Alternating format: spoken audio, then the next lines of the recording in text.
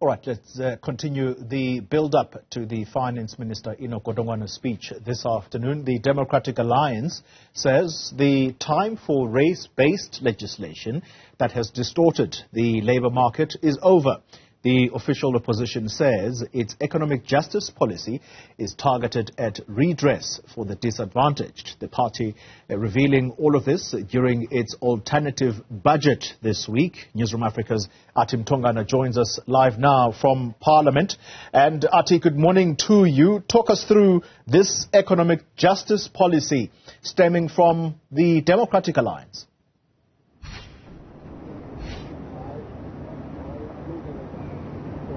Well, I have the perfect person, really, to talk about that economic policy. I have Dr. Dion George from the Democratic Alliance, who this week tabled the alternative budget. This, of course, in the build-up to what we're expecting this afternoon from the Minister of Finance. Talk to us about this economic policy and how it would be targeted towards growing the country's ailing economy.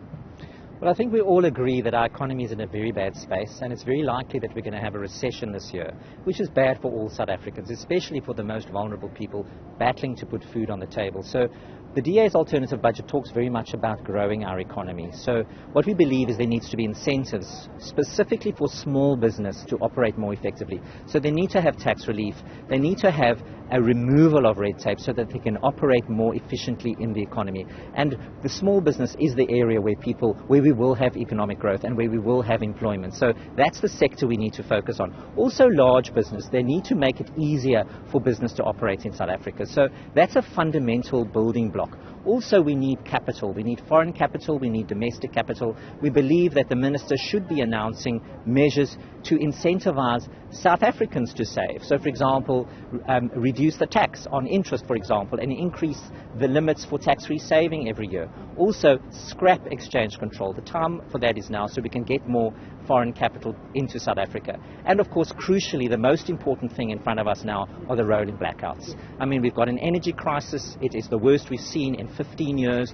Our economy is crumbling under that, and South Africans are battling. So we believe that the minister needs to unpack a solution that can work. We don't believe that the minister should just be moving money from Eskom's balance sheet onto the national balance sheet, because there's an absence of a plan. So you give Eskom more money, there's no incentive to become more efficient. What the DA believes is that Eskom needs to be unbundled. We need to inject private sector capital and have independent power producers, because if you have that, Eskom becomes more efficient already.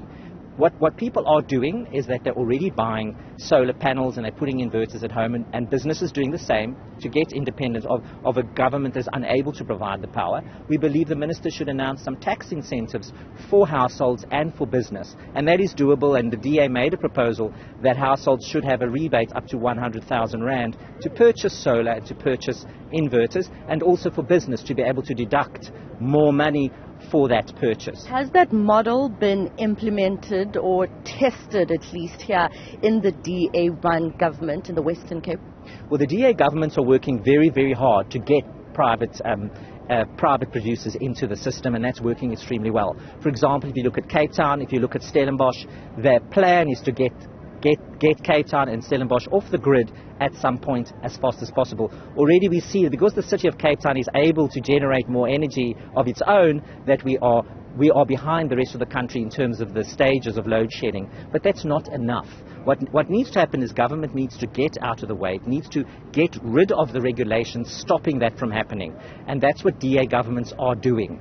And that at least we see that there is some future in this. If you put the private sector into the system, it gets more efficient. Also, very, very importantly, we believe that the minister needs to look at vulnerable South Africans. The price of fuel, for example, can come down immediately if he cuts the fuel levy. That can be scrapped. It's possible. There's space. Our modelling show that. Also, we believe that he can remove VAT off an expanded basket of food. For example, on beef, on chicken, on tinned beans, on margarine, on peanut butter, on baby food, tea, coffee. Those are things that are possible. We've already been to Pretoria, we've already seen the minister, we've made a proposal, we haven't seen any action on it. So we believe that's possible. Also, we believe that relief the 585 Rand social relief of distress grants should continue.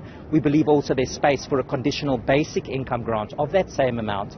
And we believe also in the long run, as the economy improves, when the DA does manage to govern and when we do have a rising tide of growth, we'll have more money, more revenue, and then we'll be able to give more to vulnerable people. So that's the virtuous plan that we have in play.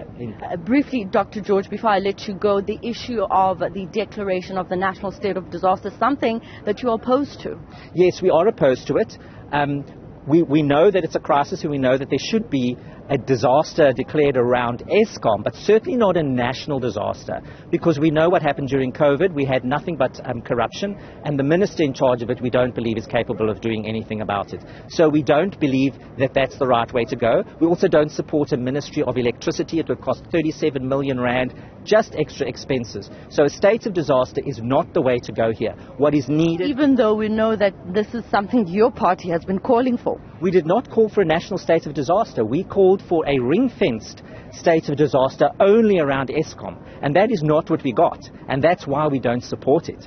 A national state of disaster is not necessary. What Eskom is a state of disaster. And if there was emergency action, for example, bringing in the private sector, making sure you can get rid of the criminal syndicates that are operating in Eskom, that is what we wanted to happen. Was never a national disaster that the DA wanted or would support, and will in fact oppose in court, because we know what's going to happen.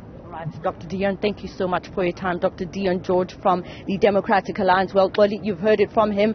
There are expectations ahead of that delivery of the budget speech by the Minister of Finance later on this afternoon here at the Cape Town City Hall, while my colleague Xolani Mbanja, business news editor, is also stationed in Parliament. And he'll also bring you expectations from various political parties as well as unions that are interested to listen in on the minister.